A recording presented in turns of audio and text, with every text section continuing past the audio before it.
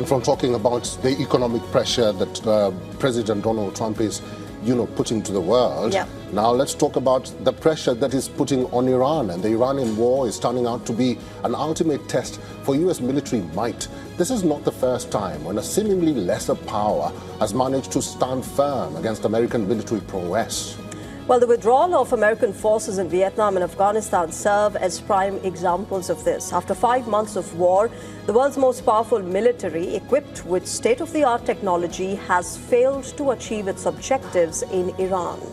The United States' largest arms exporter in the world is running low on drones and interceptors. According to a Washington Post report, U.S. military has lost 25% of its MQ-9 Reaper drone arsenal in Iranian war theater. U.S. forces fired 850 Tomahawk cruise missiles and 1,000 Patriot and THAAD interceptors in the first month of the Iranian war.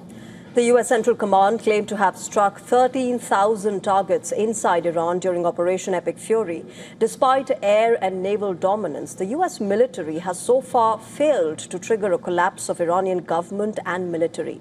USS Abraham Lincoln carrier strike group has been at sea for more than 260 days without a port call. Family members of the crew aboard the Abraham Lincoln have raised concerns about the living conditions on the Nimitz-class aircraft carrier. According to a report by the U.S. military news organization Stars and Stripes, some family members reported that sailors also attempted to throw themselves overboard. Now, in a post on social media, U.S. Central Command fact-checked these reports and called them false claims and rampant misreporting. The statement also added that the crew remains resilient and resolved. At the same time, the USS George Washington aircraft carrier is reportedly set to take over from the Abraham Lincoln in West Asia. Amidst this, Pentagon Chief Pete Hegseth has insisted that the situation has been misrepresented.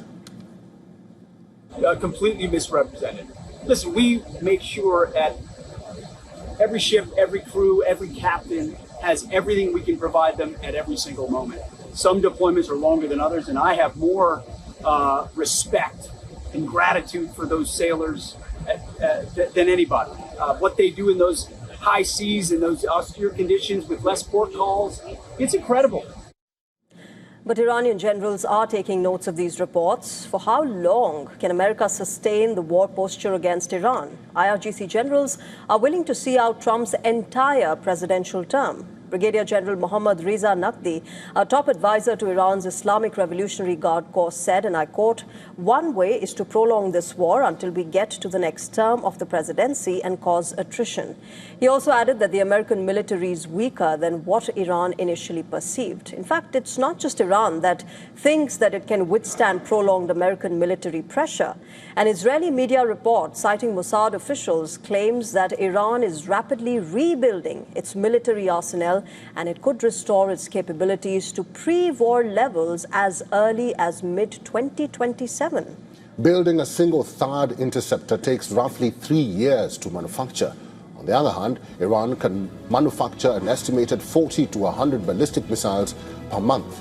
Shortages of munitions have constrained Donald Trump's military options, who is now pivoting to non-military pressure tactics against Iran.